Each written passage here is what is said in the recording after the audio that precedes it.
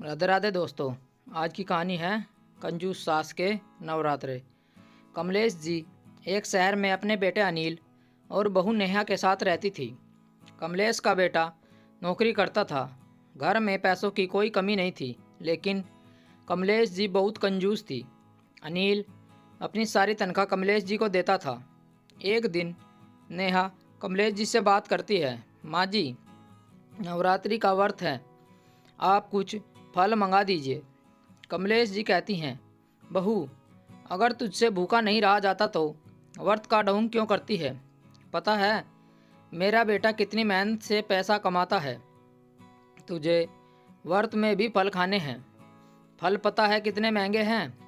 नेहा कहती है, लेकिन माँ जी, फलाहार तो सभी करते हैं व्रत में। मैं कुछ नहीं मांगने वाली। इससे तो अच्छा है तू कल का बचा खाना खा ले। कमलेश जी गुस्सा करते हुए बोली।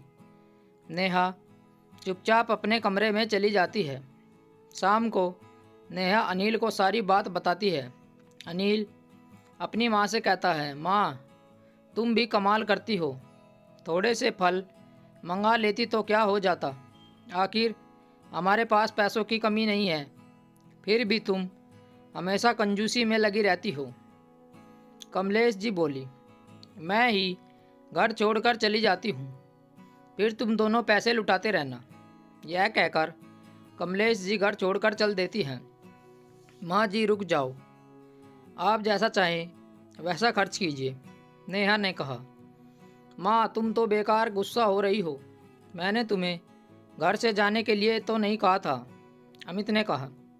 ठीक है, लेकिन इस घर में सब कुछ मेरे हिसाब से चलेगा। 8 दिन बाद कमलेश नेहा जी के पास आती है। माँ जी, कल नवमी है, हमें कन्या पूजन करना है। आप मुझे कुछ पैसे दे दीजिए, मैं बाजार से प्रसाद बनाने का सामान ले आती हूँ। बहू, कन्याओं को खाना खिलाने से क्या होगा? एक काम कर, तू कन्याओं को पूजन करके 5-5 रुपये दे देना। बच्चे हैं, उन्हें बहलाना कौन सा मुश्किल काम है। नेहा कमलेश जी से बहस न करके चुपचाप अपने पैसों से सारा सामान ले आती है। अगले दिन अनिल की भी छुट्टी थी। नेहा सुबह से ही रसोई में प्रसाद तैयार कर रही थी।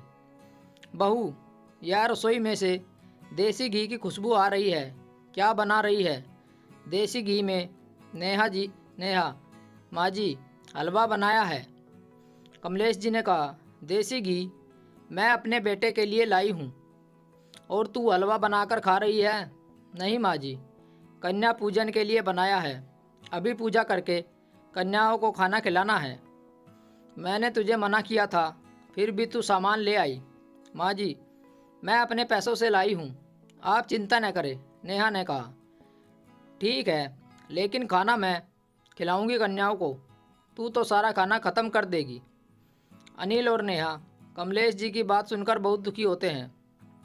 वे अपनी माँ की कंजूसी की आदत से पहले ही परेशान थे, लेकिन कन्याओं के खाने में कटौती से वे परेशान हो रहे थे। पूरे परिवार ने पूजा की। पूजा के बाद नेहा कुछ देर माँ दुर्गा के सामने बैठकर प्रार्थना करने लगी। हे देवी माँ, हमारी भूल चूक क्षमा करना। मेरी सास का हृदय परिवर्तन कर दो, जिससे वे कंजूसी छोड़ दें। कुछ देर बाद 9 कन्याएं भोजन के लिए आ जाती हैं। कमलेश जी अपने हाथों से सबको खाना परोसती हैं। वह बहुत कम खाना परोसती हैं। अनिल, माँ, यह तो बहुत कम है, कम से कम कन्याओं को खाना तो ढंग से परोसो। तू चुप रहे, अगर किसी कन्या को ज़रूरत होगी तो वह मांग लेगी। अनिल और नेहा चुपचाप खड़े रहकर कन्याओं को खाना खाते देखते हैं। सभी कन्याएं खाना खा लेती हैं। उनमें से एक कन्या अभी खाना खा रही थी। वह कमलेश जी से कहती है, माँ जी, क्या आपके घर में खाना कम बना है? मुझे तो बहुत भूख लगी है। नेहा उसे पूरी और हलवा परोस देती है। खाना बहुत है, लेकिन बेकार करने के लिए नहीं है।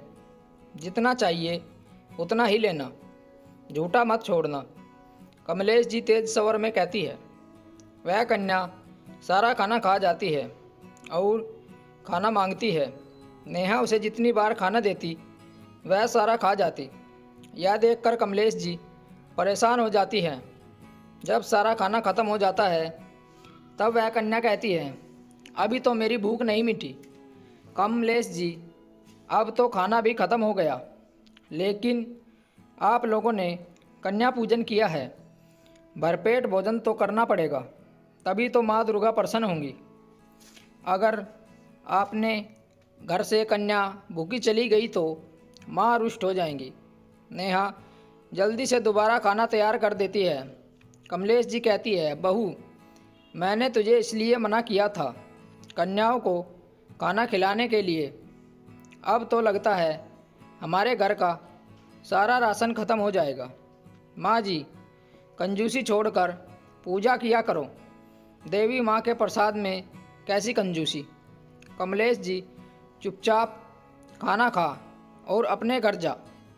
नेहा उसे और खाना लाकर देती है, जिसे खाकर कन्या खड़ी हो जाती है। खाना तो हो गया, लेकिन कन्या को दक्षिणा भी तो दो, कंजूस दादी। हे भगवान, अब इसे पैसे भी चाहिए।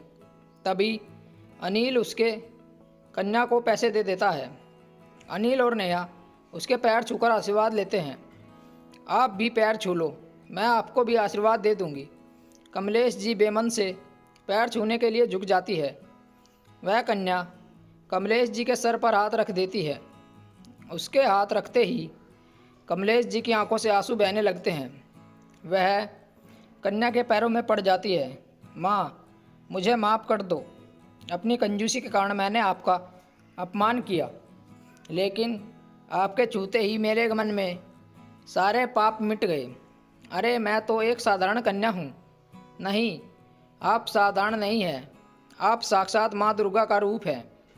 कमलेश जी रोते हुए बोली। फिर वह कन्या उन्हें आशीर्वाद देकर चली जाती है। कमलेश जी का मन बदल चुका था। अब वह सब कुछ छोड़कर माँ दुर्गा की भक्ति में लग जाती है। स्टोरी को लेकर आपकी क्या राय है, नीचे कमेंट करके हमें बताएं। ऐसी ही और बेहतरीन कहानियाँ सुनने के लिए हमारे चैनल रोचक कहानी वॉइस को ज़रूर सब्सक्राइब करें। मिलते हैं आपसे एक और नई कहानी के साथ। तब तक जुड़े रहिए हमारे चैनल के साथ। कहानी सुनने के लिए आप लोगों का बहुत बहुत धन्यवाद। राम राम दोस्तों।